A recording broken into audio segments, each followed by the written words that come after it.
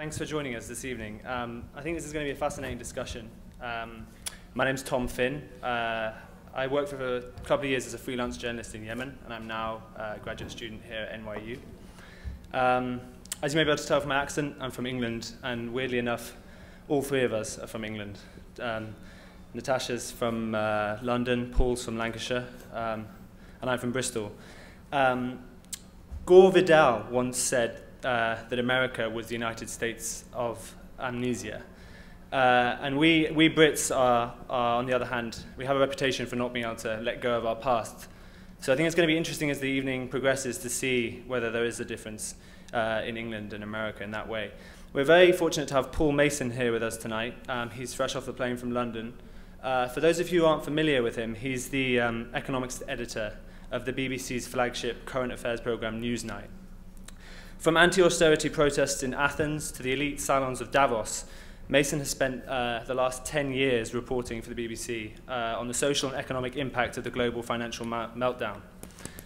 In 2003, a series of groundbreaking reports on the rise of China as a superpower won him the Wincott Award.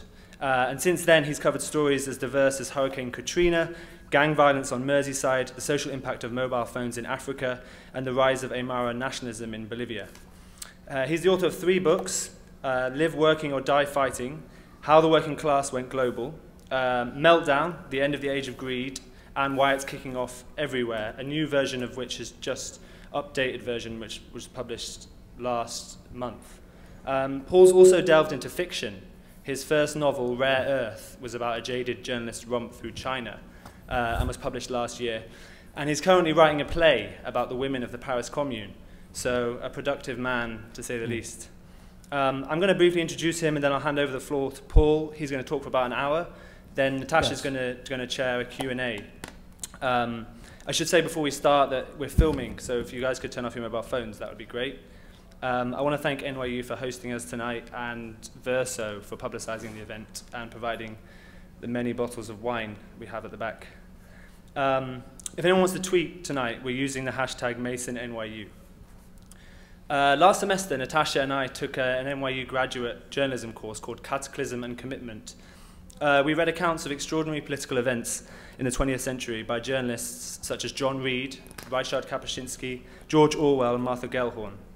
The class was predicated on 2 ideas. The first was that journalists, that history, knowledge of history is necessary for any journalist. And the second was that journalists, far from simply writing the first draft of history, have throughout the last century created works of lasting literary, moral, and intellectual resonance. What really stands out about those writers I just listed is their sense of historical consciousness. As well as bearing witness, describing and capturing moments in history, they also sought to explain what was happening, to gauge the significance of events and to put them in context. Now, journalism has changed a lot since the days of Orwell and Reed, both in the ways it's consumed and in how it's crafted. There's a lot less space, demand, and money for this type of long-form journalism nowadays. And a lack of historical analysis was something that I really grappled with myself in Yemen, working as a journalist covering the Arab Spring. A lot of the editors that I worked with saw the events that were taking place in Yemen through a very narrow prism, which was essentially, this is a pro-democratic uprising of the Arabs against tyranny and dictatorship. Now that's an exciting and a kind of very digestible narrative, but it leaves very little room for considering kind of the historical and culturally specific factors that were affected by these uprisings. For example, in Yemen, there's a very strong historical and cultural divide between North and South, and that had a big influence on the cohesiveness of a protest movement. Similarly, there were lots of very important differences between the various countries in the Arab world. A country like Egypt has a much larger and stronger middle class.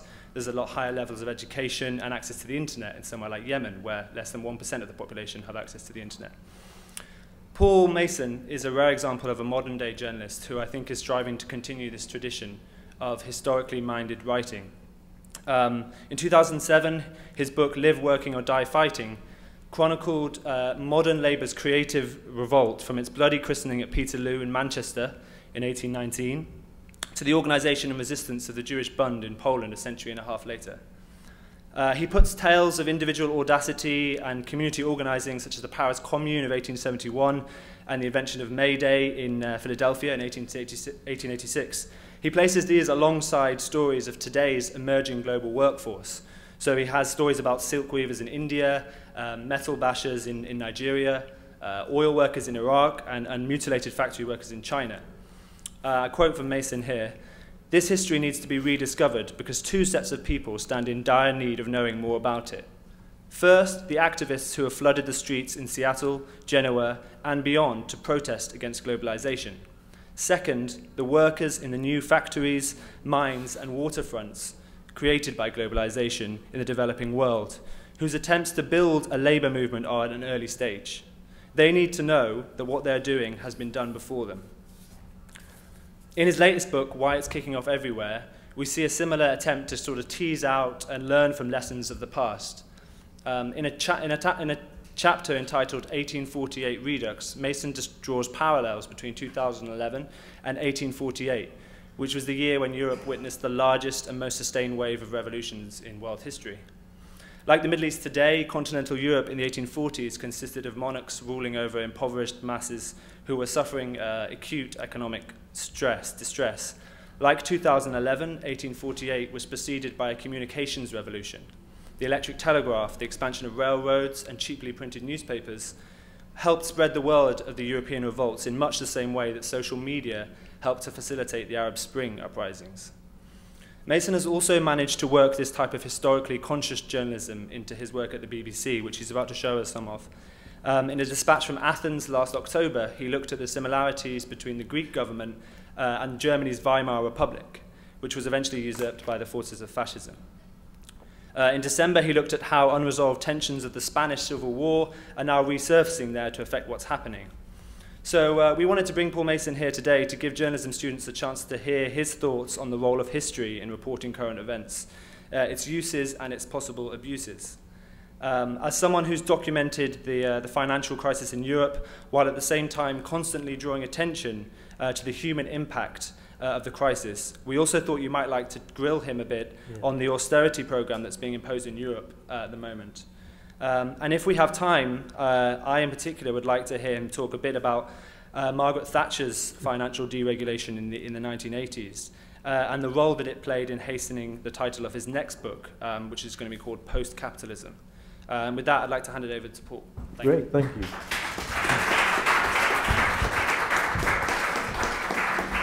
Well, thank you very much. Wow, yeah. Right. Thank you very much for that, Tom. And let me just try and organize my... Yeah, I think I'm on this one, aren't I? Yes, good. Hello, everybody. Now, we've got best part of a couple of hours, and there is wine beckoning, and you never stand between wine and journalists. So what I hope to do is we'll start off kind of formal. I'm going to show you some of my work, and I'll talk about it, and then we'll go informal. And I really don't mind if people want to wander around, slurping wine, generally sort of disrupting everything. I really don't mind. I am kind of stood here behind this lectern, and I will just test and see whether or not, the problem they've got is they're filming it, so they need light on me, but I feel really weird behind lecterns. Is that still light and all right? It is, isn't it? It's fine, yeah? Good.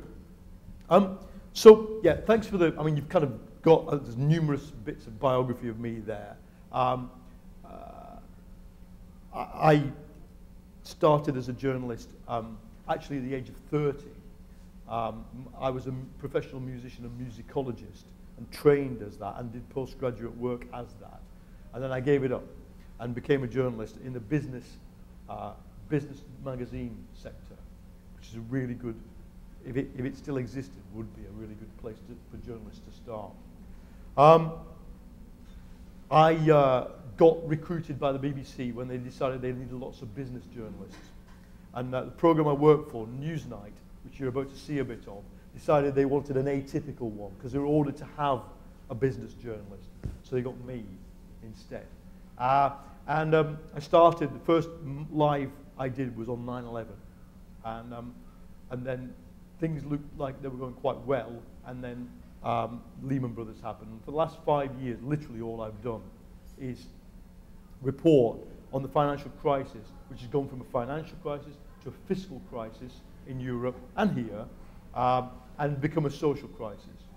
And because I had a background in labour movement activism, it turned out that it was quite a decent idea to deploy me into some of these socially critical situations we have seen.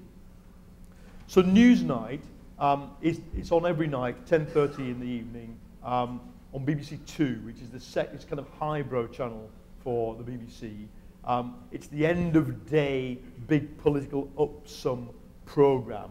Occasionally we have big ministers on there, live grilling of them. Our anchorman, Jeremy Paxman, is the most famous anchorman in the UK because he has a very aggressive style of interviewing.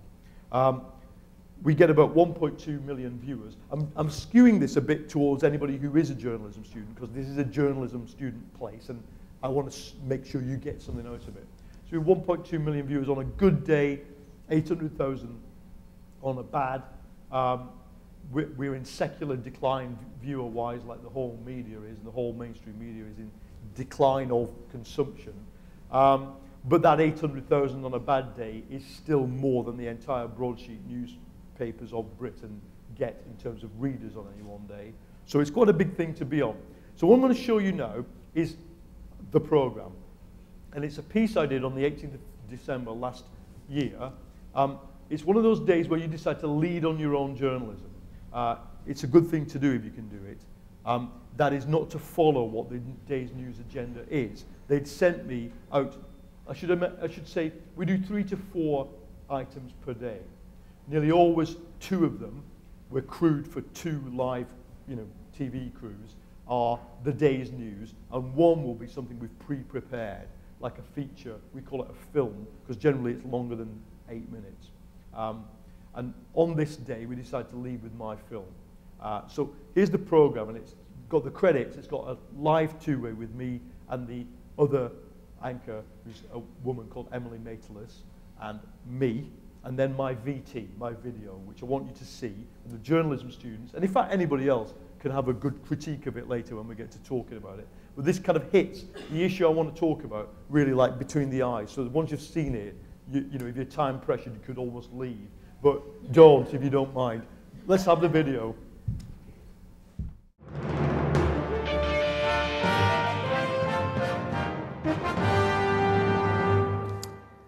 Hello, good evening. In Greece, it's the Golden Dawn. In Finland, it's the True Finns. In Hungary, it's Jobbik. European parties of the far right thriving on the financial crisis. But the latest one to add its name to the list is a little closer to home. España 2000, Spain's answer to the Front National, a party that, in the current climate, sees its membership growing by some 40 members a week. The euro crisis has created something of a nationalist revolt. That much, perhaps, was to be anticipated. But how much power do these parties really have, and what do they want to achieve? Paul Mason has just returned from Valencia. And Paul, we're going to see your film in a moment. But do you believe there is a pan-European trend at work here? Well, in a word, no. Because we tend to talk generically about far-right parties, but the breakthrough moment in Europe in 2012 was for the Greek far-right party Golden Dawn, which was different to most of them. It was a violent party. It had not renounced violence. It had not put on the Chanel suit. It was able to score 8–9% in the elections, and then is now on 14%. What we are seeing is the impact of that now begin to resonate across Europe and begin to affect the strategy of parties that up to now have been totally marginal, and the Spanish far right marginal and split into several groups. I went to Valencia to try and catch up with this group, which is based there, España 2000, as it tries to adopt the Golden Dawn strategy to break through in a very different country, but a country, as we'll see, with some key weaknesses in the way it confronts far right extremism.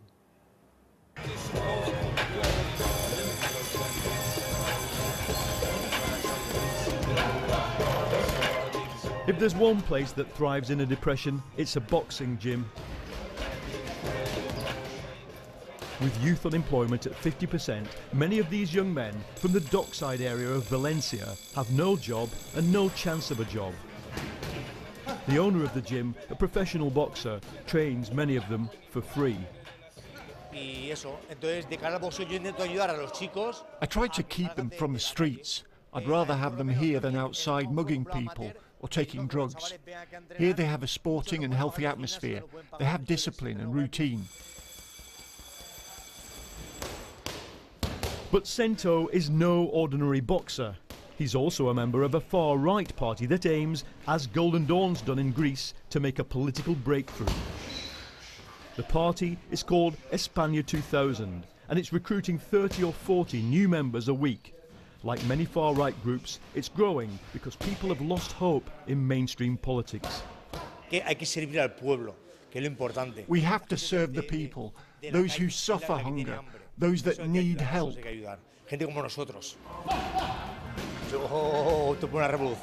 You would like a revolution? But not from the left. He told me he wants a revolution from the right, and that his hero is the Nazi leader Rudolf Hess, and that he's a National Socialist. And for him the word revolution means just that. The revolution will come when there is no bread left. Then we will see shootings and everything.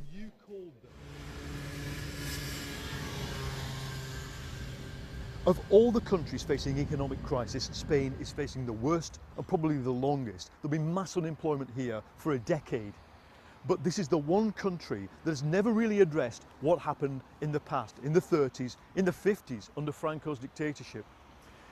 Now, the problem is, if you're going to try and relive the 30s with mass unemployment, mass radicalisation, rubber bullets on the streets, you're going to want to know what actually happened. The problem for many Spanish people is they have no idea. There's no official memorial, there's no official account, and there is certainly no official reckoning with what happened. No. There's no memory, there's no memorial. No. This is hidden. In scrubland, on the outskirts of Valencia, Matias Alonso takes me to a place where 2,300 people were shot in mass executions by the fascist dictatorship after the civil war had ended. It's just in the middle of nowhere. There is no memorial. No memorial, no official treatment, no official honors. And yet the bullet holes are clear. In 1977, after the death of General Franco, Spain passed an amnesty law preventing the investigation of crimes committed under the dictatorship. In Spain, there was no denazification, and now, as things get worse economically, this big act of forgetting, say some, could have consequences. Esto nos enseña un gran peligro. There is a big danger. When there are people in the government who have not distanced themselves from Franco, how do you know, when the crisis hits, that they won't take off their suits and reveal fascist uniforms underneath?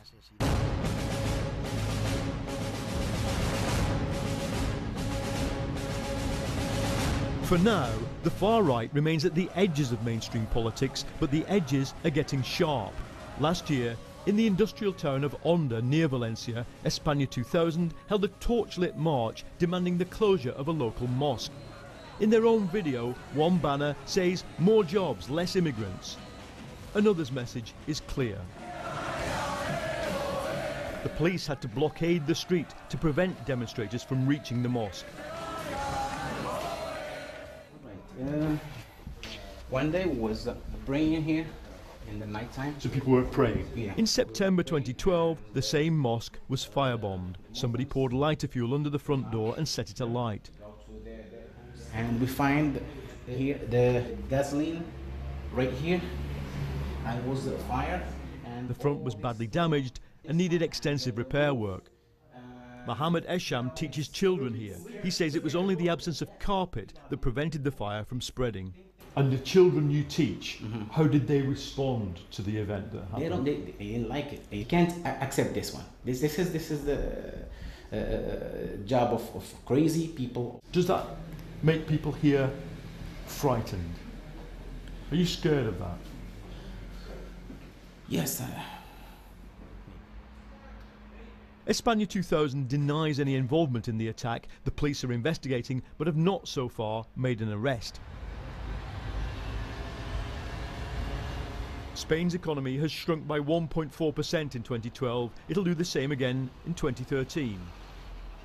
But as one year of recession spills into the next, it is still surprising to find, openly, on the corner of an ordinary street, an organisation that is preparing for civil war. Buenos días. Yo me llamo Paul. Buenos días, José Luis. Thank you. Aquí tienes tu casa y te vamos a enseñar lo que es. Paso yo delante. Okay. This is the leader of España 2000, José Luis Roberto. This is the party's community centre. Despacho de aquí de la... No es sofisticado. No, es pobre. Pobre. Libros políticos. Hay libros políticos, sí. He's a lawyer. He also owns a network of boxing gyms, and he's the main man in the city's private security industry. Ah. Aquel, Franco, sí. It's Franco. His involvement with the far right goes back to the Franco years. It's a little card with Franco on a horse. El Caudillo. Caudillo. The leader. Sí. The whole setup is very similar to Golden Dawn in Greece. While attacking immigration, Europe and liberal social policies, they distribute food, advice and shelter to the victims of the slump.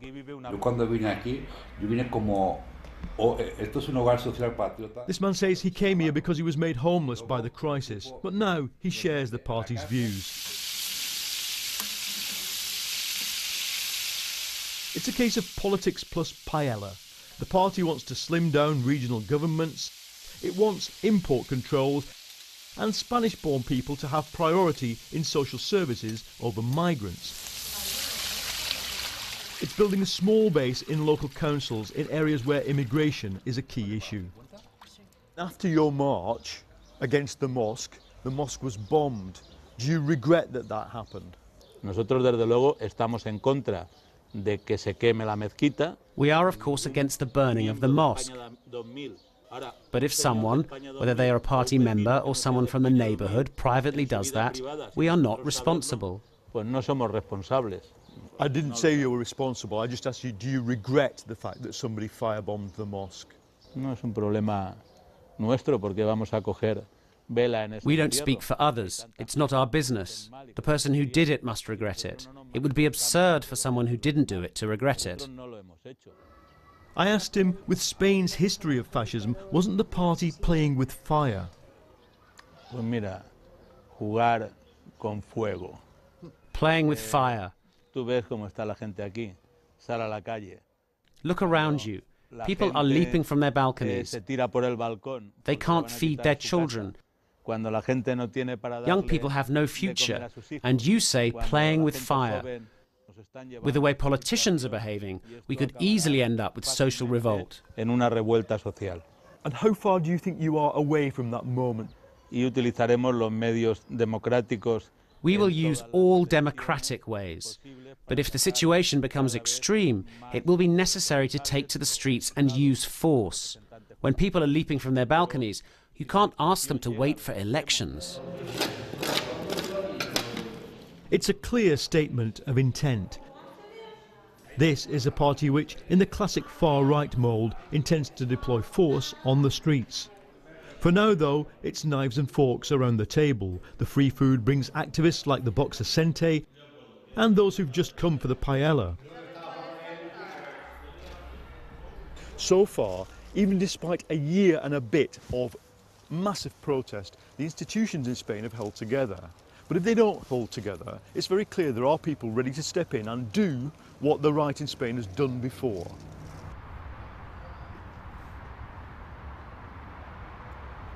At a cemetery in Valencia are the mass graves of the victims of the fascist years. 53 bodies lie beneath just this gravestone. Their faces and how they died added only after Franco had gone. As the economic crisis deepens across Europe, old wounds are reopening. Spain, for all its determination to forget, is no different. Before I carry on, because I've got things to say, but I just thought, anybody want to ask any questions about that? It can be journalism, technique, issues, whatever. Far away. How did you get the introduction to the head of the group? How did that happen? I have a producer in Spain who I work with, and she basically pitched the idea of going to speak to him and speak to him. Yeah. Was he concerned about having a videotape? No, they love it. You know, they're totally open. They're a small group. They're nowhere near as breaking through like Golden Dawn yet. But one of the reasons I wanted to do that, I mean, the first question most people ask me, why did you do that when they're so small, is that I wish I'd done it with Golden Dawn when Golden Dawn had 0.2%. That's why. But yeah, anybody else? Have the indignados tried to reach out to them or talk to them or, you know, recognize that they're in the same boat? They're in a constant war with the anarchist part of the indignados. So just down the street from where I was on the street there, outside their HQ, is 2 or 3 anarchist community centres, and occasionally anarchists, or somebody lobs a Molotov over the wall into that place. The problem is, we'll get into talking about this later, Spain, above all of these countries, is completely tribally and historically divided between the left and right. So the secular left and the Christian and religious right.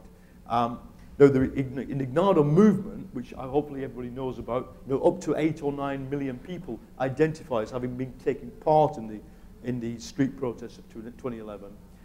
It's quite interesting because it did draw in people from the, as you might call, the youthful middle classes of both those traditions. But the short answer is they don't want to talk to any indignados. Their entire program is church, it is tradition, it is Francoism, and it's plebeian Francoism. Jose Luis was jailed by Franco for allegedly organizing bomb attacks against the left under Franco. So we could come back to this more, but the short answer is that. Anybody else? Why do they use the 2000 moniker? The Spanish right, far right, was reorganized in several ways, and they were reorganized in 2000. I think it's meant to them to symbolize that they're modern. Yeah, I just wanted to ask, I don't really know, what is the state, the electoral state of explicitly communist or socialist organizations? Yeah, about 20%.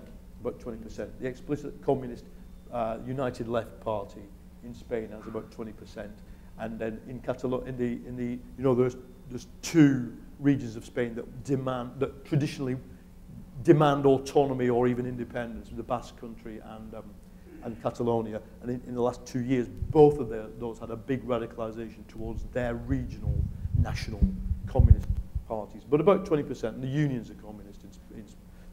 The main unions in Spain are communist, and the alternative unions in Spain are anarchist. So do you want to ask some? No, we don't want to mics. Yeah. How much original footage did you have? All that's original. We always own, apart from the their bit. Sorry, how much did you have before you cut it to what was shown on television? Oh, okay. So that's that good journalistic technique question. Okay, so we filmed in Valencia for 3 days. So the news crew, me, producer, camera crew, fixer, Spanish fixer, we're filming for 3 days. So generally film an hour a minute, if you see what I mean. I generally film a tape, a 30, 40-minute tape for a minute output. We didn't film anything else other than that's what's there. So there's a sequence at the wall, a sequence in the graveyard, a sequence with Jose Luis and his tour of his little building, and a sequence with the boxing guys, and a sequence at the mosque. I wanted to add, actually, I quite know we've had a journalistic question. I'm frustrated by lots of elements of that. If you read the blog I wrote about it, there's lots more detail. Television is quite resistant to detail. One of the details we cut out on the edit was when the Muslim guy said, you know what, we're all from North Africa. And we go to school in North Africa, and we actually learn about the history of Spain. And he said, we arrived here, and I become convinced they don't learn about it. We know more about Franco than the guys at school in a place like Onda. But yeah, I mean, is there anything else you want to ask me about the way I did it? No. Okay. I'm wondering if you could speak to similarities in northern Italy. Yeah. I think they're quite bad. Yeah, for people who can't, they are. but I will in a minute. I'll come back to them. Let me pick up my own talk, and I'll stand up so I can, in case anybody who's videoing it can't see me. And I will just get some water. Hold on. So, okay, that's not a bad example of the work I do. Let me just find my notes.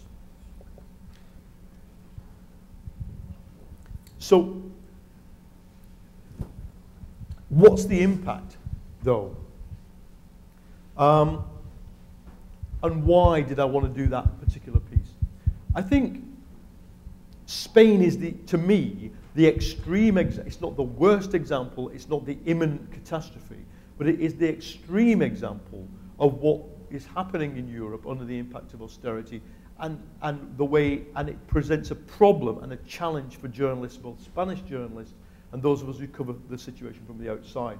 Because as I mentioned in the piece, in 1977, to facilitate the transition to democracy, the left basically agreed to, the Social Democratic and Communist left, agreed to this law, the amnesty law, which basically said we don't have a denazification process. So anybody who was involved in shooting people at that wall doesn't get prosecuted for it. They don't get investigated, they don't get named. No, for about 30 odd years, we thought that was a good outcome because Spain then became a very stable democracy. You will maybe, I'm seeing maybe the majority of people in the room were born after this event, but some of us remember the last gasp of Spanish fascism was when Colonel, what was his name, Trujillo, invaded the parliament with a gun in 1981. So within living memory, you know, the army invaded parliament, but in fact it was a kind of comic opera event, and it failed. So we all thought, well, maybe, you know, let sleeping dogs lie is a good strategy. Felipe González, who I interviewed for a documentary I made last year, you know, vehemently defends having the amnesia of transition. But the problem is then, okay, the documentary I made for the BBC, which was a kind of quite vanilla 1 hour run through for a mass audience, not this kind of educated audience here, for a bigger audience, what went wrong in Spain economically. And you know, the big thing that got me a kind of visit from the Spanish embassy, that is a little bit like a visit from somebody in The Wire Series 2, it was that I showed pictures of the Franco era and suggested that there were links between the non-resolution of fascism and the fact that the whole economy has been destroyed by corruption and graft by both parties. And see, what annoyed the hell out of quite sensible people was the suggestion that there was a historical hangover that hadn't been dealt with, and that who was I to come in? Because what shocked them was that their own press, of course, does not suggest this. You do not get documentaries on Spanish TV saying, hey guys, the root of all our problems started in the 50s under Franco. You don't get any documentaries or news reportage like that at all. And I'm not exaggerating, at all. So it's quite shocking for Spanish people to then see that, what I showed you there. So, it caused, my dog actually caused a huge row in Valencia. I got accused of systematically destroying their tourist industry. It got in the papers, etc.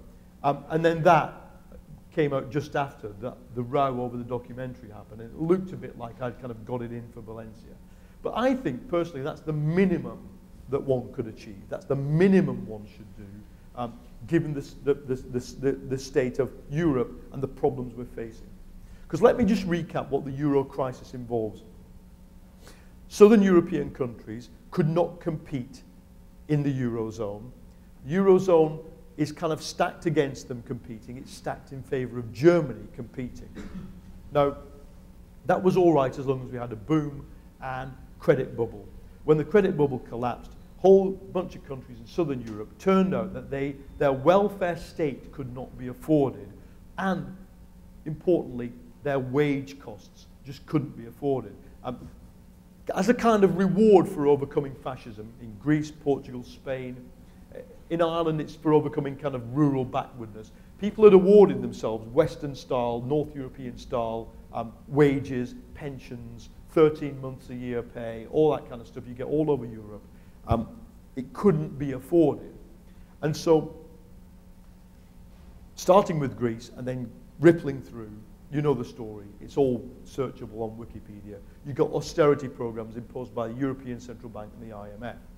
The austerity programs always said, do this austerity, cut the state, cut welfare, and then the economy will recover and your debt will become sustainable again. But the problem is, in each case, the economy did not recover. It went worse and worse. And we now know why, because the IMF had miscalculated what the impact of austerity is, to the tune of about 3 times what they should have estimated. So instead of the impact of every €1 cut out of the economy being 50 cents, it's 1.5 euros. That's quite a big difference. So Southern Europe slumped. And it slumped in a way that by mid-2011 was causing huge protests and a huge systemic crisis that could have sunk the entire economy. What they had to do was by mid-2012 was step back from imposing tough austerity on Spain and tough austerity on Ireland, and they had to agree to stand behind the debts of these countries to an unlimited degree, and Italy, to an unlimited degree. We call it the virtual bailout, and it's yet to be tested, but it kind of put everything into cold storage. But in the meantime, as I say there, the Spanish economy is shrinking by 1.5% a year. Last year, this year, and next year. 50% youth unemployment in Spain, 50%. It's not a joke, it's not a miscalculation, it's 50%. And of course, what it then does, it means their debts are not sustainable. So it's like a circle. That's what's happening. Now, the outcome is, and Greece is the cockpit. Greece is, as it were, the laboratory. The outcome is the collapse of mainstream politics. And I've covered this from day one. That when you get mainstream parties implementing austerity to this level, that what happens isn't just that ordinary Joe on the street says, hey, I don't like you, you politician, you're corrupt. They can't hold their own party together. You know, it's all politics is pork barrel, and all European politics is pork barrel. And once it doesn't matter whether you're a social democrat like PASOK party, or whether you're a conservative party like New Democracy in Greece, you cannot deliver to your own guys. You can't give them a swimming pool. You can't give the farmers a new road. You can't give anybody an SUV. You can't give anything. And once you can't give anything, politics just collapses. And we saw that in Greece. Both main parties, their supports just slumped. You get protests, so from 2011 to 2012, but then it peters out. Once protest doesn't work, once democracy just atrophies, people decide, well, I'll go home. And in Greece, the right place for it, because it's a Greek word, we began to see what the Greek press called anomy, an anomic breakdown. Rather than an anarchic breakdown, where you get the collapse of the state, you get an anomy, just the collapse of law. So people would drive up to toll booths. I've come through 3 toll booths to get here from Newark Airport. In Greece, you just drive up to one, you get out your car, you lift the booth, and you say to the person in there, and think, what are you going to do? And after that happens to 100 times to the person in the booth, they just stop doing anything. What are you going to do? And in the end, you take the toll booths over, and you have little demonstrative protests. Or you go to court. People are repossessing homes. Okay, 20 of you go to court, to the repossession sale where you're selling the homes, and you just invade the court. And in the end, I interview people doing that. I said, one by one down the road, what do you do? Accountant, lawyer, teacher. These were not indignados, nor were they, anarchists. They were just people who'd had enough. So that happens. But then what happens, if the protest doesn't work, an anomic breakdown and despair sets in, is you get what happened, which is you get the rise of the far right. 2 years ago, the far right were nowhere in Greece. They came from 0.2%. They were nearly disbanded as a party. The technical reason is because there was a right-wing Christian party called Laos. Okay? Now, they were a bit like the Tea Party. They had 12%, and they had MPs, and they made the mistake of supporting the austerity. So they collapsed completely in a single day. they've gone to no MPs and they don't exist anymore. Some of them joined the main Conservative Party, but their supporters went to the far right. And Golden Dawn, I always say it, achieved 9% in the election, on 14% now in the polls, and some secret polling, which can't be published, the Greek press will not publish the polls, says 18%. Now, 18% is what Marine Le Pen got in France by giving up the knuckle duster and putting on the Chanel suit. But these guys did not give up the knuckle duster. I interviewed the leader of Golden Dawn at length and put him on screen for a good 20 minutes in another one of these Newsnight reports. And he just said, we're preparing for civil war, we want civil war. It's us versus the anarchists and the immigrants. We're going to take them out. So that's what's happening. But the problem is in Greece, the cops. The cops, a country like Greece, you're going to join the police for various reasons, but one of them is because you want to break the heads of anarchists. And about 45% of the people who voted in the special voting booths given for on-duty policemen on the day of the election, 45% voted for Golden Dawn. So there's been a whole series of scandals which I've covered. Again, turn up, local press not covering it, us and The Guardian, turn up and cover it, torture in police cells, people being beaten up and told by policemen, we're Golden Dawn, you're inverted commas, their word not mine, fucked now. That's happening. So that's what happens. The big danger, I think, I've always said, Greece is the detonator, Spain the explosive. And from the economic point of view, what the European Union did and successfully had to do was to move the detonator away from the explosive. Detonator can go off and nobody really cares, except if you're in Greece. Cyprus is another one. It'll collapse, it's terrible, it will be a horrible far-right experience. These guys beat people up on the streets, the police stand by and watch, the police direct people to go and get food from the Golden Dawn. But if that happens in Spain, it's a different problem. Because Spain, hasn't really come to terms with its own past. The Greece did have denazification, and when its junta fell, the junta were jailed. The generals who'd been in power were tried and jailed, but not in Spain. So as a result, the Spanish right-wing party, the Partido Popular, which is a classic conservative party and way, way more moderate than the Republicans here, includes loads of people whose dads and granddads were fascists and who's never been asked to account for what they did.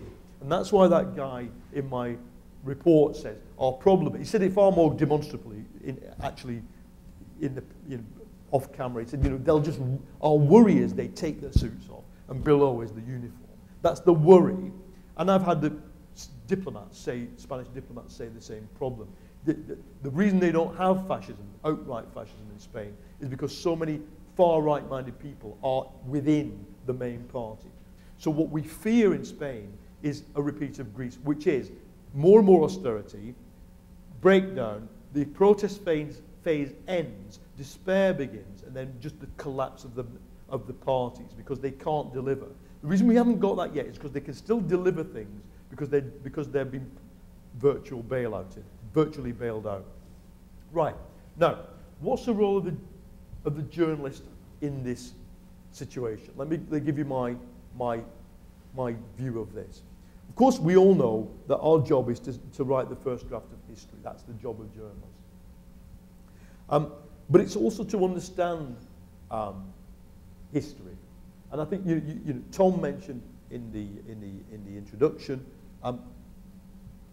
Orwell, Reed, Egon Irving Kish is one of my journalistic heroes, the inventor of reportage.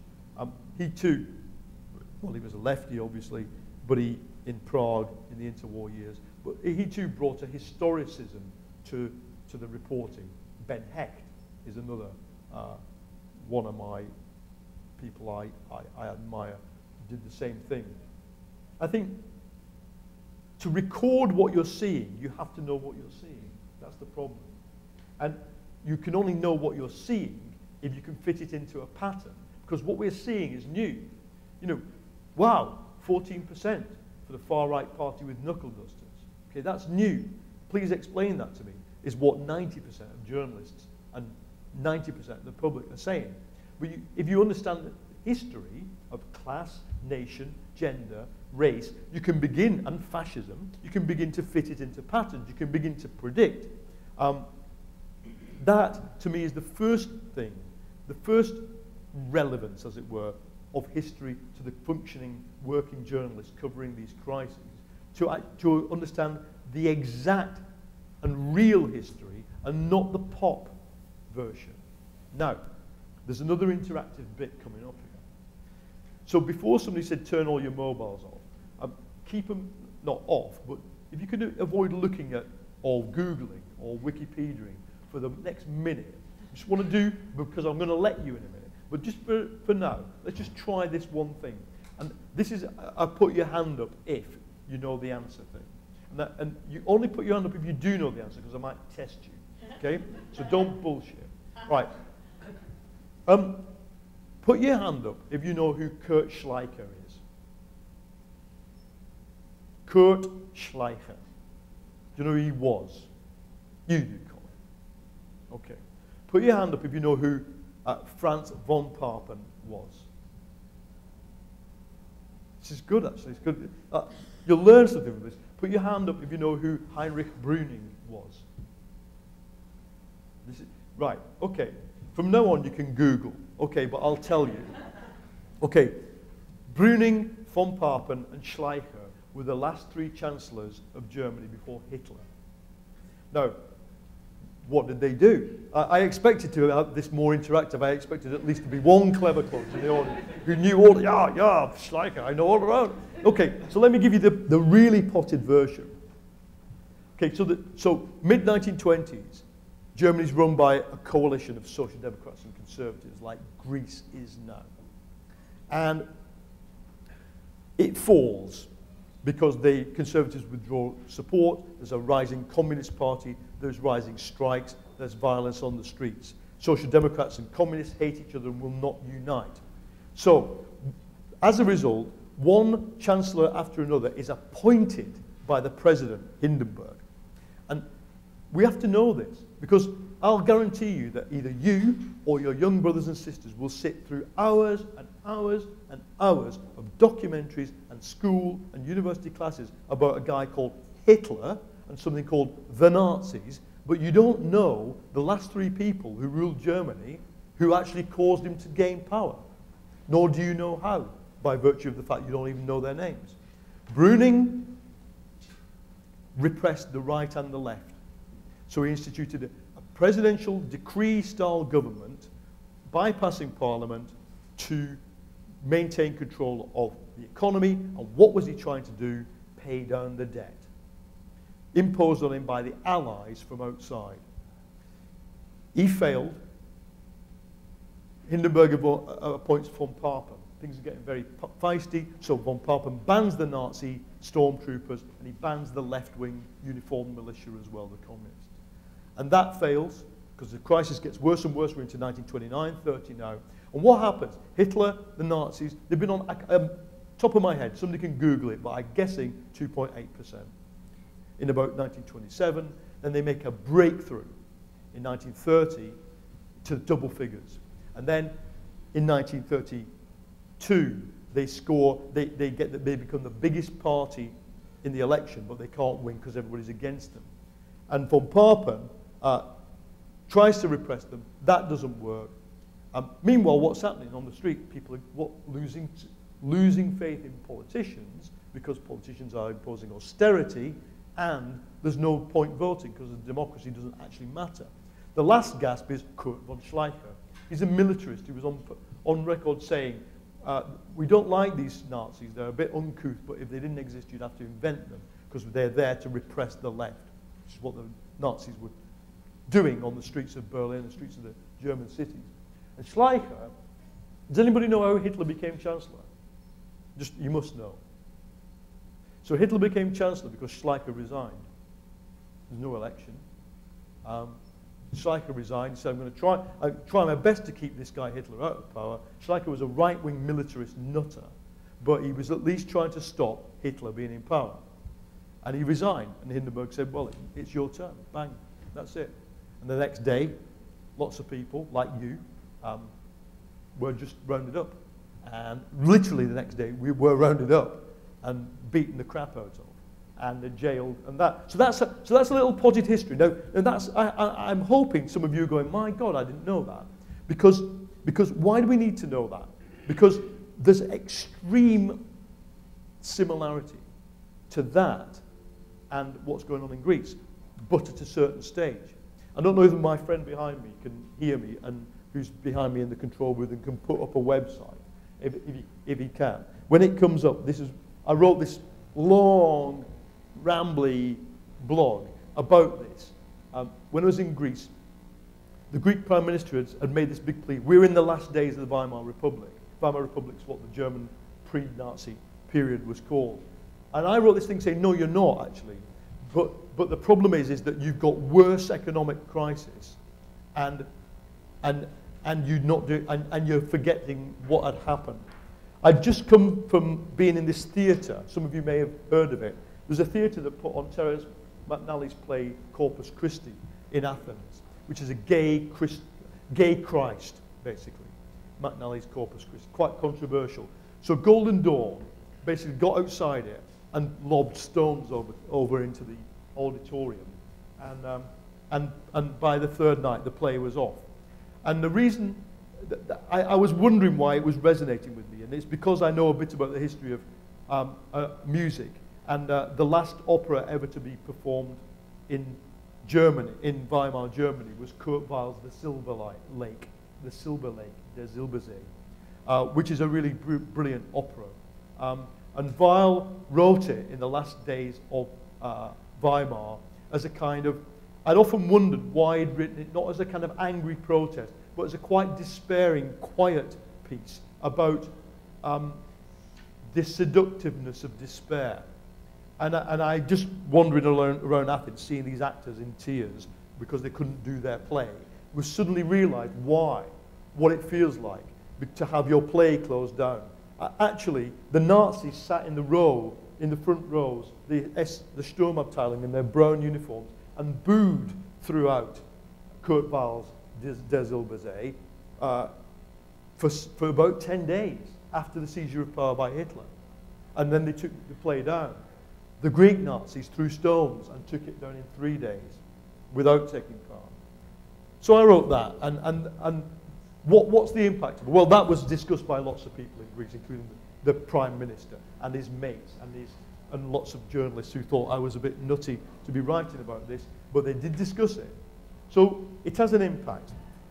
If we are able to do what? If we were able to take history as a kind of lens to throw onto a story, because lenses are great. Those of us who are TV journalists or still photographers, lenses are really good. Those of you who have iPods and Hipstermatic and Instagram, fake lenses, even fake lenses, are really good, because what they allow you to do, journalistic technique here, is to bring an alienation, an otherness to a story that everybody else is doing. So that's what I did to that story. And you can see what I did with the Valencia story, which is to, I could have interviewed the far right straight, but why not go to the place in the same city where the goddamn execution wall is and do something there and juxtapose them? Yeah, that's editorial by me. That's an editorial decision that I've taken, and I think you can see why I'm taking them. So, cutting to the chase and hopefully to a bit more interaction. The challenge for journalists, I think, is a big one. Because our heroes, Orwell, Reed in the 20s, early 20s, Kish in the 30s, Hemingway in his own way, Steinbeck, they at least had two things.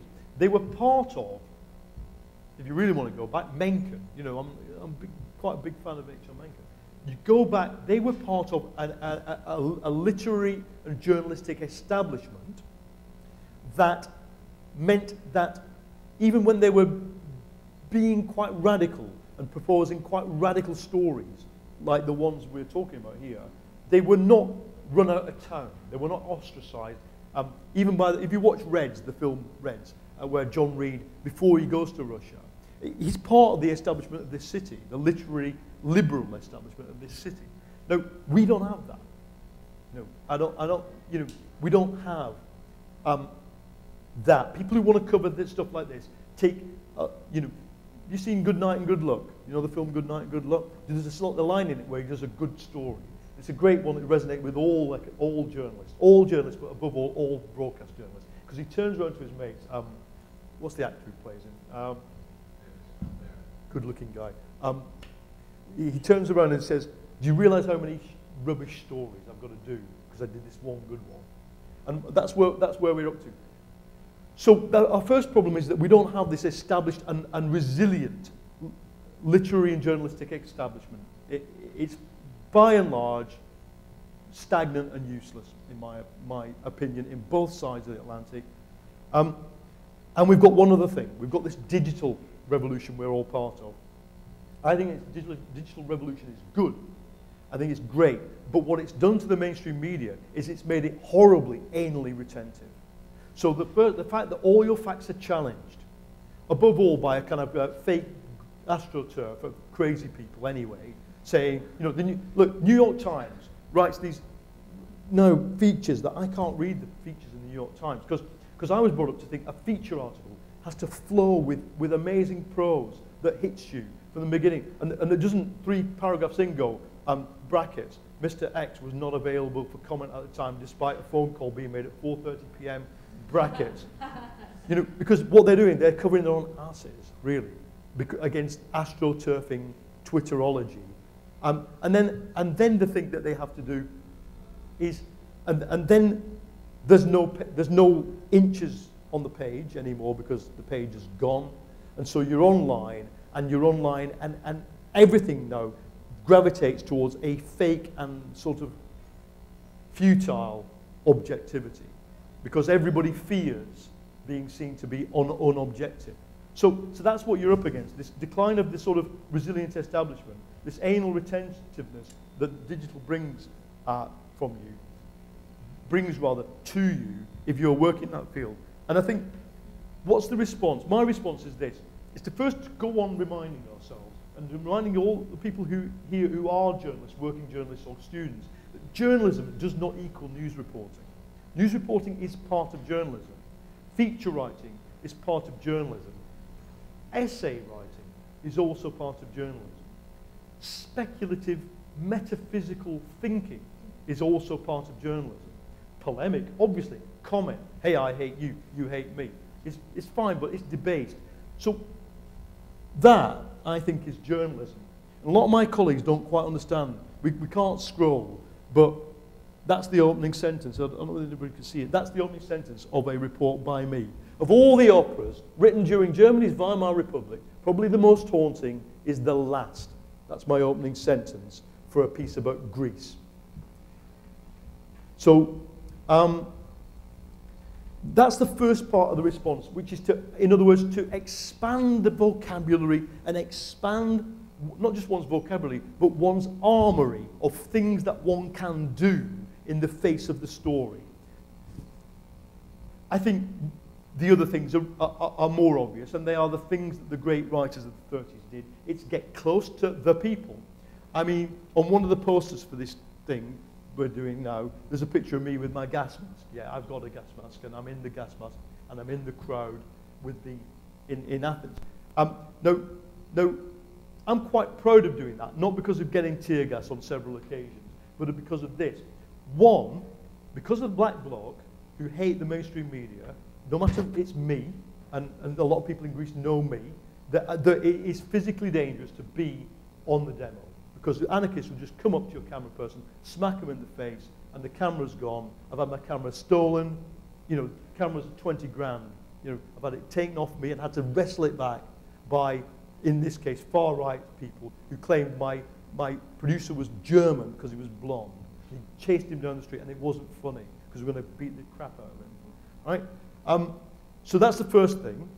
After about 3 days on a 3-day riot in June 2011 in Greece, after about 3 days of being there, the proudest thing I could say to you is that some people came up to us and said, we keep seeing you, and we just keep wondering why you keep doing this, because nobody else is here. And it was true. You look around, there's no other crews whatsoever. They're all on the top of the Grand Hotel, whatever it's called, Grand Britannia, pointing down. So you've got to get to the people, and it can be harder than you think, and it's not very gratifying, because you are just the MSM to them, and I don't blame, in a way, I do blame them for having the attitude and the violence, but I don't blame them for seeing us as the MSM, because we are the MSM. I think the other thing you need to do is to understand that guy, that boxer, I mean, I didn't say to him, the fact that you love Rudolf Hess means you want to burn my grandfather in an oven. And I had to stop myself saying that. But by stopping oneself saying it, one can get to the humanity of such people and understand why they're doing what they're doing. Because that boxer was not the worst person in the world. Because what he'd done was devoted his entire time to training these guys for free. And he wasn't pushing right-wing rubbish down their throats all the time at all. He was just trying to make them more human and more and less chaotic. And I think we should try and get down and understand such people. I do it also with people on the extreme left in Greece, people who just don't normally want to talk to people like me. I spend a lot of time trying to understand and gain access to them. Ditto far-right people, Greece, Spain, and beyond, to just try. Now, there's a whole thing about giving platform to the far-right, which we can talk about. But I think in these countries where you get 14%, me giving them a platform is not going to be the biggest problem in the world. Understanding who they are and getting them to respond to interrogative and tough questioning, which is what you do, again, you find you're the only person doing it. So it's understanding those people who have gone to an extreme and why. I also think it's about thinking the unthinkable. It was no surprise to me that the Greek far-right took off, but it'll be a surprise to a lot of people in Spain if those guys take off. I hope they don't, but you can't not address the issue of what if they do, and who are they?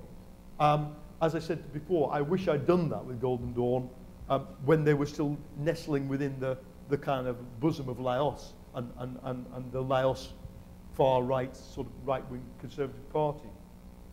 But I think this is it. But where do we do this journalism? I think we have to innovate with form, as I say. We have to go to the digital outlets. We have to, you know, 10 years ago, 5 years ago even, people used to say, you know, I hate what you guys do on the BBC. Protesters would say, people in Occupy, who would now be in Occupy, I don't like what you do. You've misreported this. Now I just say, why do you care? Why do you care? You get all your news from non-mainstream sources. Why do you even care? I mean, you know, why would you even bother if the MSM misreported something? Okay, we hope it doesn't. But there's so much opportunity to go around the MSM and to create news sources. Loads of, even in this city, loads of quasi-semi-professional one-man band, this blog, it's merged with another one. I read a lot of them. That's the opportunity. And those places are the opportunity to innovate the form. And I'm afraid the mainstream media, whether it's TV or the venerable old, you know, press outlets of this city, will just die eventually because people like you, people like us, will create new forms and new outlets. I just think, and we now know why we need them, because we need them to do stuff like this. I'm really lucky that I can do this on an MSM platform. I won't even bother boring you with the amount of hassle and sort of moral sort of, you know, capital expenditure that I have to go through to do this stuff. But most of us don't have that opportunity. Why do we do it? Finish on this. Your generation, the young people in this room, are, I think, reliving the stories of the movies of the 1930s. The last 2 or 3 years have taught me more about how to watch the movies of the 30s than I've watched them all my life. I'm 53, and only now, I'm trying to say to you, only now do I understand them. Only now do I understand the screwball comedies. Only now do I understand Casablanca, To Have and To Have Not, The Big Sleep. I'm watching them with new eyes because I'm seeing in them real people now. I'm seeing drifters, migrant. You know, I made a whole film about a migrant from Morocco, and he's from Casablanca. And I just thought, you know, that's really what Casablanca's about. It's this horrible world without a visa where you can't get out and you have to sleep with people and you have to be corrupt and you get killed in the middle of it all. And what price are ideals in the middle of all that? Why am I saying this? Because it's time to fill your boots. This is the time to tell the stories that will become the movies. Eventually, one of the answers, if you can't get stories out as fact, is to fictionalize them. A lot of the people who wrote these scripts of the great movies of the 30s and 40s were journalists who covered these issues as journalists. I think it's, you know, it's the time to write stories you'll never see again in your life. You'll never see, as I saw, a factory, a deserted factory in Patras, Greece, with 500 migrants from everywhere on earth living in it and drinking water from, you know, a standpipe. I hope I'll never see it again. But the fact that you have it, excuse me, that the story is there to be told, I think for anybody in this building who is a J student here and wants to go and do stuff, it is at last there. You might not be Reed, you might not be Orwell, but the material of Reed and Orwell is on your, not on your doorstep, but it's quite a cheap airfare away. And in fact, in middle America, it is on your doorstep. I'm stopping talking now because my voice is hoarse. I'm taking that off and do something with it, and you can ask a question.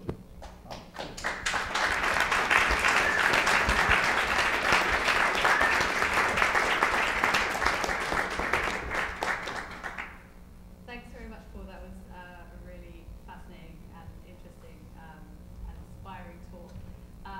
So I'm going to take questions now, one at a time, and if you can speak into the mics as well, we're recording it, and then we can get your question on the tape, which would be great.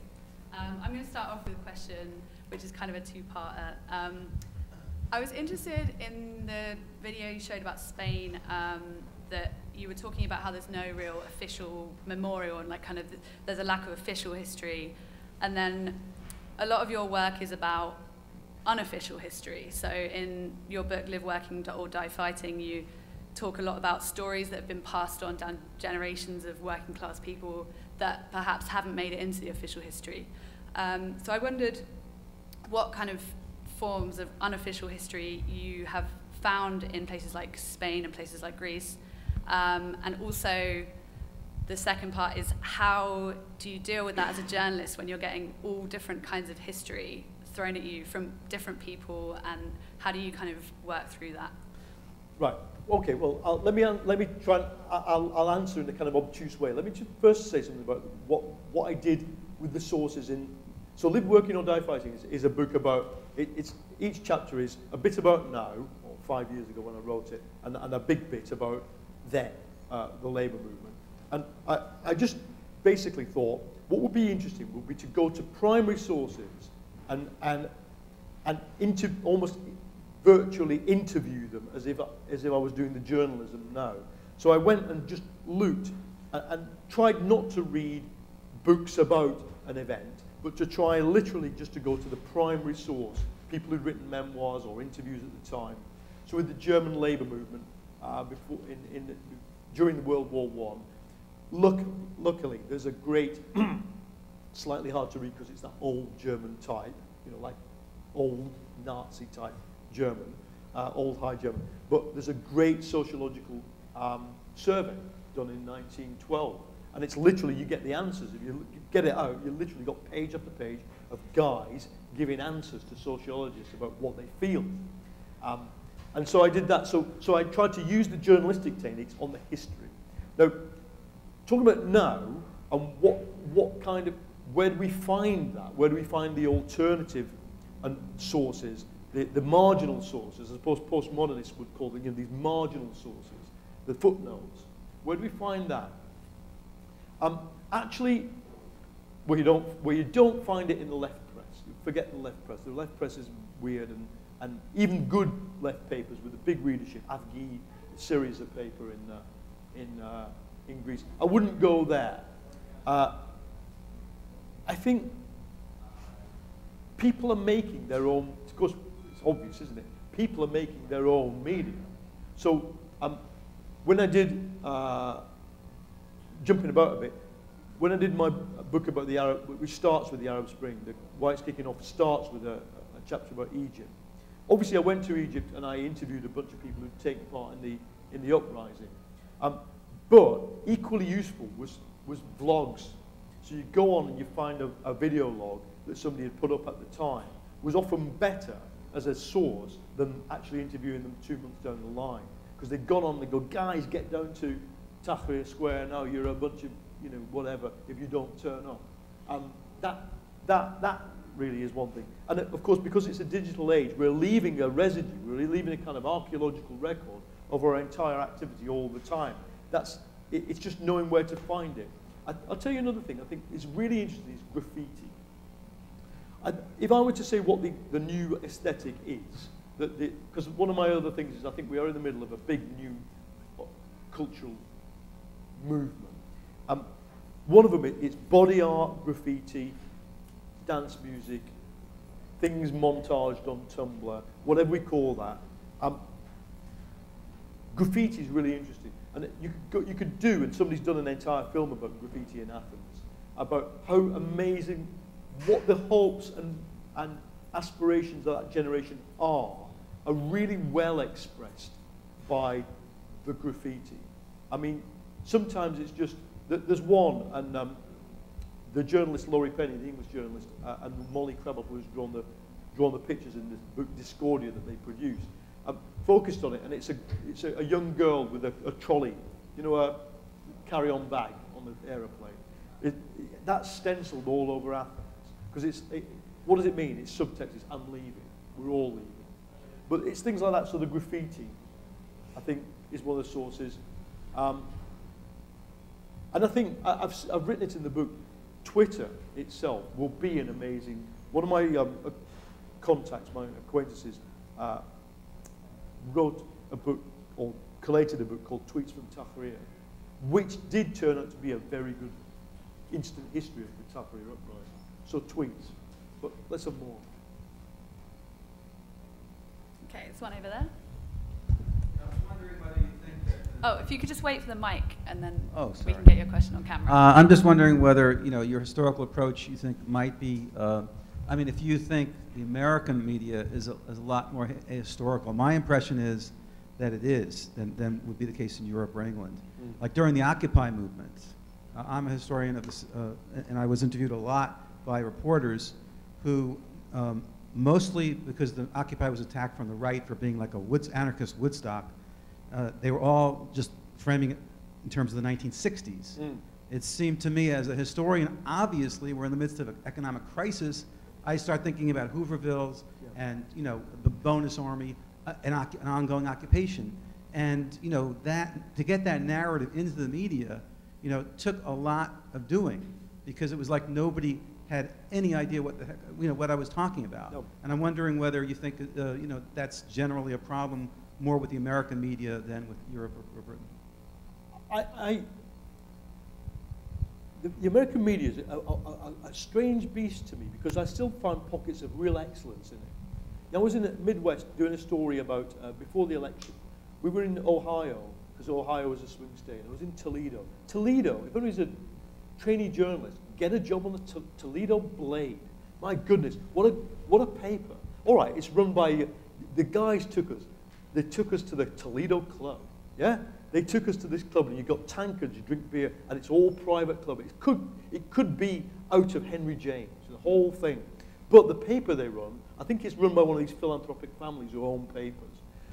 Great, classic old-style paper. It hadn't hardly gone digital. That was the other thing.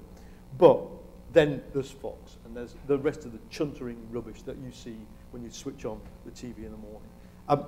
Right. So I also think you have a very good training. You've got this ethos that I slightly took the mickey out of earlier, of constant fact-checking. There's a reason for that, and there's a very good training in American media. Of course, the problem is ideology. That, you know, going back to the Nazi example, the reason we know, you know, we know a lot about the Holocaust, obviously for good reasons. We don't know a lot about what Hitler did in Germany before the Holocaust. It's kind of we know everything. We can find out everything, but in college courses, we're not taught this. Why was he so obsessed with smashing the workers' movement? Well, because there'd nearly been a revolution in Germany led by the workers' movement. But then you get into subjects that are just not seen as relevant. Well, workers' movement, why was that important? Well, the entire history of Europe was kind of driven by this dynamic of class struggle. Class struggle, really. You have to actually be able to sort of overcome ideology to even get to first base of what the history is about. Everybody's saying, at the moment, there's this big thing in Britain, was Mussolini a racist?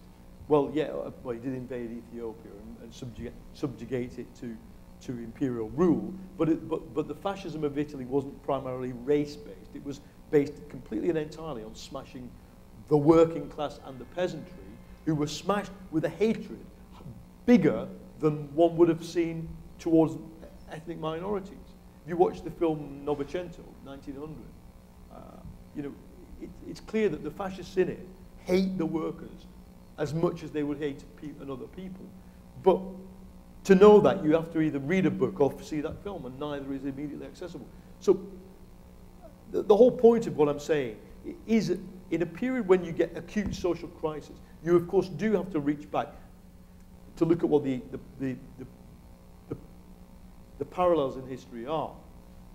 To me, the Occupy movement, and I've written this, and the whole zeitgeist around horizontalist protest is neither the 60s nor actually the 30s. The 30s, I think, had very, very hierarchical, as you know if you're a historian, hierarchical ethos about the protest.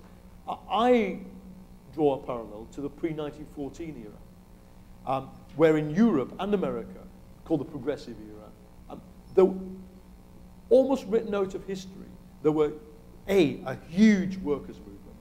In this country, the IWW. Huge, very socially and culturally hegemonic. In places that you couldn't see because it was Italians and Jews and Syrians in the Lawrence strike, Arabs. Yeah? They didn't even register in the local newspaper that they existed, but the Wobblies were hegemonic. In Europe, of course, you had the mass syndicalist labor movements and the social democratic labor movements. But at the same time, you had this incredible flowering of freedom and free expression and actually free love as well. The original free love period is the Edwardian period, the progressive era period. I think we've written that out of history. Instead, you just get Downton Abbey. Downton Abbey is the pre-packaged version of this, where all that, you see the echoes of it, because there's always in one of these Edwardian dramas, there's always a liberated woman. But why? Why would there be a liberated woman in pre-1914 Europe? What's she been doing? Well, there's birth control. There's education. Yeah. And there's always a gay man, if you can spot him, because he'll be in the closet. But why would there be that? Because Oscar Wilde had fought this huge battle in the English courts overtly, for the right to love another man. Why? But we don't, do you see what I mean? We've got it pre-packaged and we have to unpackage it and find the real stuff. I could go on forever, but that's my response to you.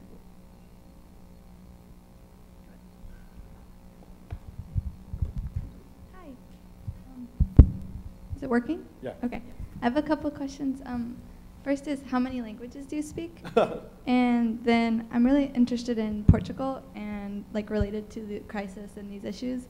So I was just wondering what you think is happening there, or what's the best news sources in your opinion? Well, I'm going to give you a very inadequate answer to both of them. I almost only speak English. I can get by in a lot of languages, but what we do when we do things like that is we work with local journalists. TV has got a lot of resources, and one of the advantages is you can hire a local journalist. We call them a fixer often. Almost everywhere I go, I hire somebody local. Now that's good news if you're a young journalist with languages, because TV people are constantly after such people. If you're a Cypriot journalist with language, you can demand your price at the moment. Because 2 weeks ago I was in Cyprus, the world media descended and said, hey, anybody who's a journalist can speak Greek. There was almost nobody. So then Portugal, I've only been to Portugal once, and it was on the eve of their first bailout. The Portuguese situation has become very interesting because they've got a labour movement-based opposition. So they didn't have a big Indignado movement. They had an Indignado movement. But their labour movement is very strong and has been in power. They had a... Now, remember, let's bring the history in. The Portuguese Revolution of '74 was a revolution led by the left, communists, the anarchists, and left members of the army. And they really did overthrow fascism. And they had Soviets for a while and communal farms. And then it all got diluted.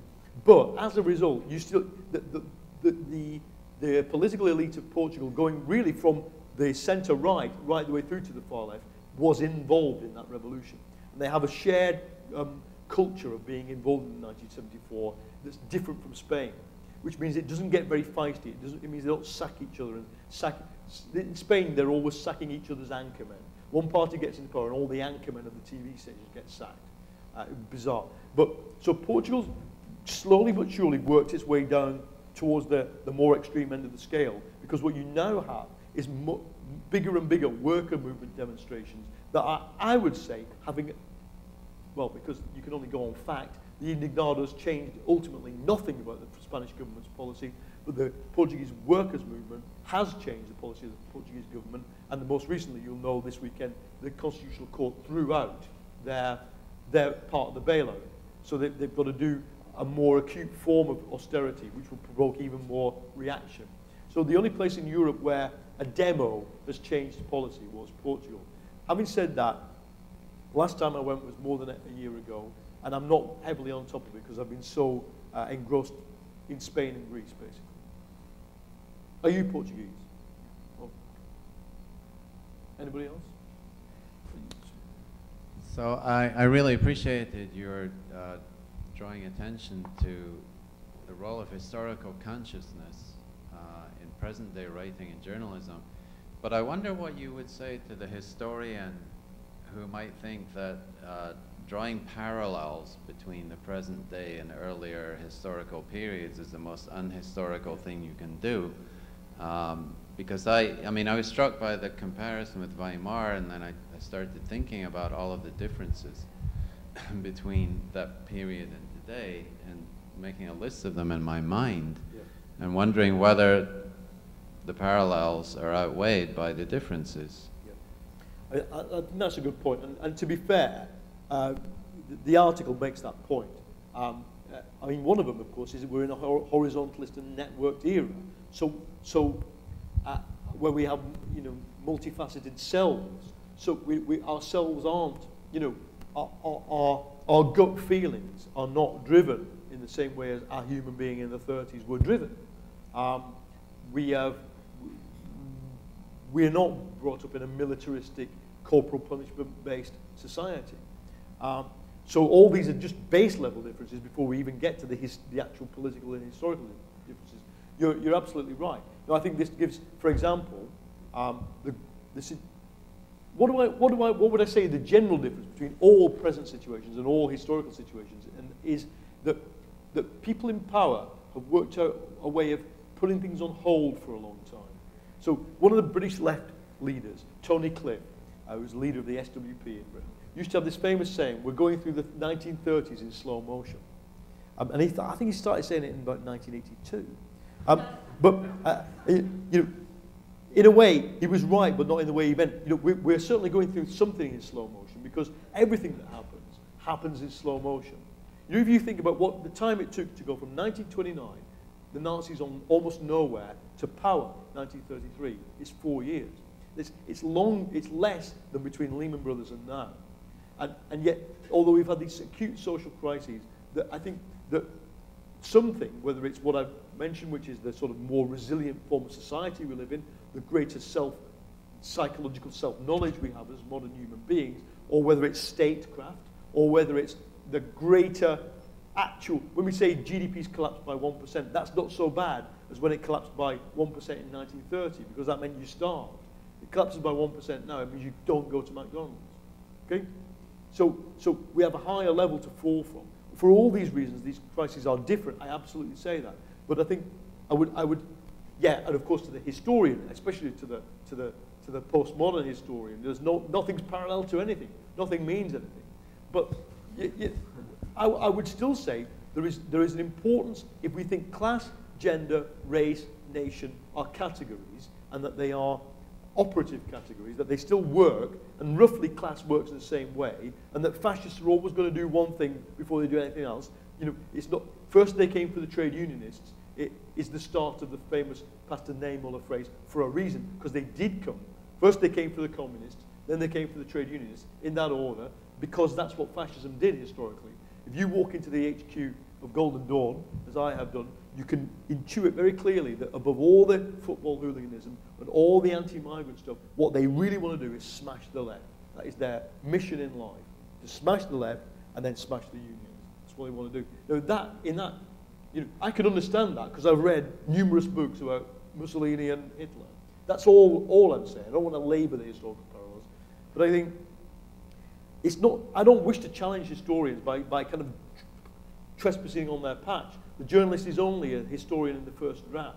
I'm not trying to say, look, we'll come into your area and trample all over your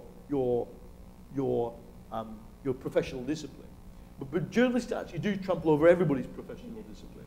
I did a seminar at CUNY 2 years ago with David. David Harvey was in the room, and all his students, a lot of them, there was a mixture of anthropologists, sociologists, and even psychologists. And at one point, this woman just went bang the table and said, what, you're telling me you go to a place and you write things down, and you just then, completely on your own gut instinct, decide what the meaning of it all is.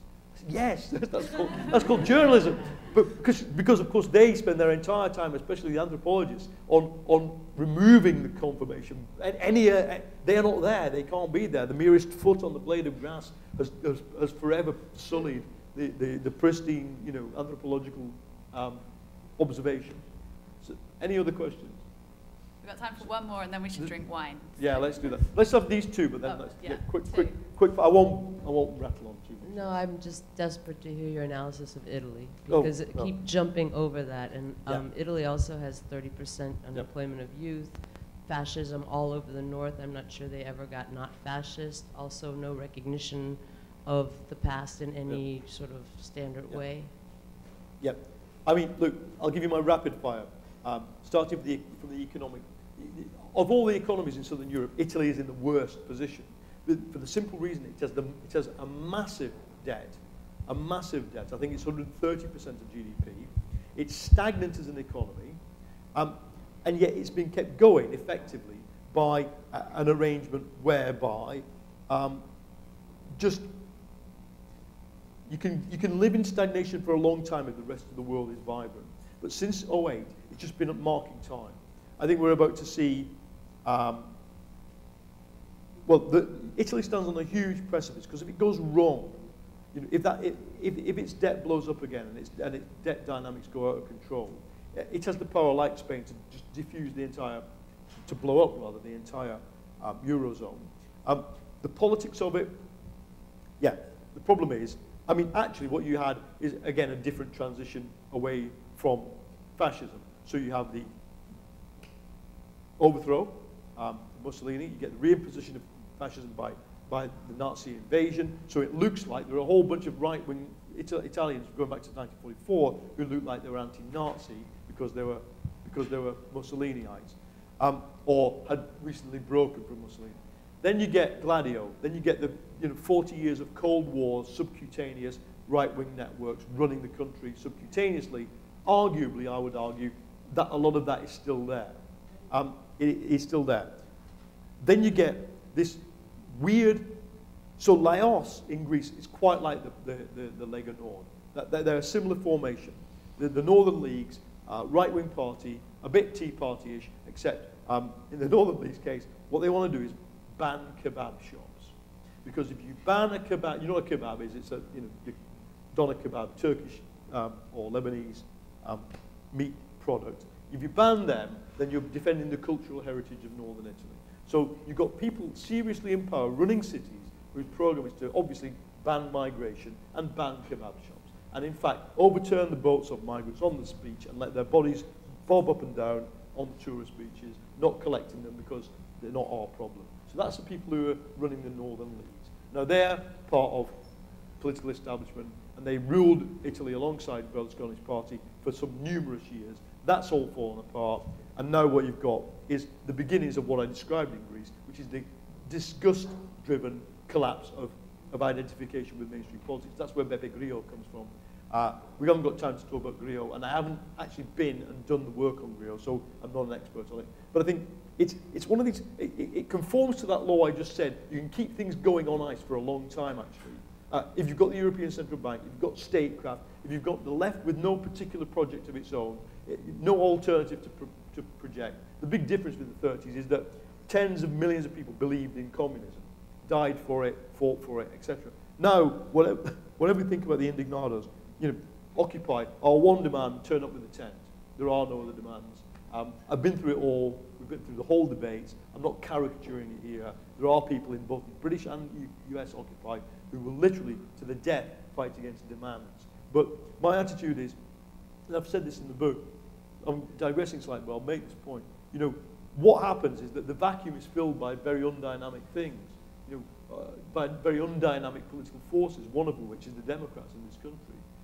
My interpretation of the what was it, 12 among all women, 18 among some women, that Obama beat Romney, 12 points, yeah, a massive difference, is because people are not going to stand when faced with an extreme sexual counter-revolution on abortion and other women's rights-related issues. They're not going to wait for Occupy to solve that problem. They're going to say, well, there's an easier way to do this, actually. We just vote for this guy. Whatever else, however many drones he's inflicted on Afghanistan, he's going to not do what these guys are going to do to us with these pros, okay? So we're going to actually take a pragmatic approach. This is the problem that movement has. And it's true in Italy, it's true everywhere else. Unless you have a left with an alternative, something else is going to fill that vacuum quickly, and I'll give you a very quick answer, and then it's wine. Otherwise, it's wine going to be warm. You were talking about how important ideology is, or the understanding of ideology, to sort of get under the surface of these stories. And right now, on the history tip, I'm reading Economic Consequences of the Peace by Keynes, where he's talking about this decision to economically ruin Germany, and the ideology behind that is revenge, right? And you talk about the parallels between Germany and Greece. I wonder what the ideology is behind the economic ruination of Greece, when it comes to the Northern European countries. I know you've done some writing on this in the last few years, why they're so adamant that they won't accept even an inflation target of like 3%, 4%, which would probably solve the crisis and not leave them that worse off. So there's got to be an ideology behind that deserves. Well, I mean, I've had it said to me by senior German politicians and their advisors in background, we are in this for our children. We are going to make these people, sometimes they don't use so polite language, in Southern Europe, eat dirt for a generation, because to make sure that when it finally works, the united Europe, when we are carrying the can for the whole fiscal, that is, the German taxpayer is funding the entire Europe in a generation's time, the rules will be followed. And people will never forget this. You don't turn your island into an offshore banking center for a bunch of Russian mafiosi. You don't run your country for your mates, as Spain, insert here, Spain, Italy, Greece, Portugal. You don't expand banking. You don't, to 8 times the size of your GDP. You don't, as in Ireland, have a tax regime so low that there are more Google and Facebook offices in Ireland than there are in Germany. You just don't do it. That's what they're doing it for. And it's not so much ideology, it's actual national interest. Now, on top, however, I think there's another problem. Every bank manager knows, if you've got a guy there who's about to go bust, it's his business, going to go bust. What you don't do is you don't drive him bust. You go, right, okay, you can't pay all your debts. Let's pay some of them. Let's negotiate. Let's see what can happen. Because we use that example of vampire squid. Even Goldman Sachs doesn't destroy companies. Yeah, it keeps them alive. That's what a vampire squid does to be able to suck the blood. I'm using the example very graphically, but that's what a bank usually does to somebody who's going to go bust. They keep you alive. But the Germans' political class hasn't got this. It just keeps coming out with, and I'm afraid that there is something, one of my other obsessions, one of my other pieces of work at the moment is a big thing about Wagner and German nationalism. quite eclectic. So I could talk about this with a bit of knowledge. There is a thing in German culture and German intellectual history that is very addicted to the rules. And I think that's, I say this, when I die, all the music at my funeral is going to be German. I'm not anti-German, okay? But there is something in the culture that, at its most dangerous, is about rules. And rules-driven rather than principle-driven or practice-driven or effects-driven action. Rules-driven action can be very dangerous. And what the German political class is doing is rules-driven action. And they're just saying, no, you can't do this because it's the rules. You have to have a fascist 14% party because anything else for us to relent would be to break the rules. You know, we are going to drive you to the collapse of your system because of the rules. And I'm afraid that is what they're doing. And there are voices actually in Berlin that are more nuanced. But until the election, until September, we just don't know how much of this is there. The other thing, of course, is there's a big plebeian thing going on in Germany. And I've been on the streets of many German cities and done the vox pop. There's a big plebeian thing that it just literally just doesn't like Southern Europe. My argument with people is, look, for the euro to be euro and the Europe to be a European Union, it has to be able to accommodate the Southern European psyche, culture, and lifestyle. And it is to ride a moped without a helmet. It is that. It's a caricature, but it is that. It is to have a long lunch and a sleep, but then to party and to be very productive. And the danger would be if the Dutch, the Finns, and the Germans, who've been driving Europe over Cyprus last month, get into their minds that a united cultural Europe has to be a cultural Europe of the Protestant North. I think that is a major danger. I'm shutting up, and we can have some, hopefully not too warm wine. Thanks very much. Thank you.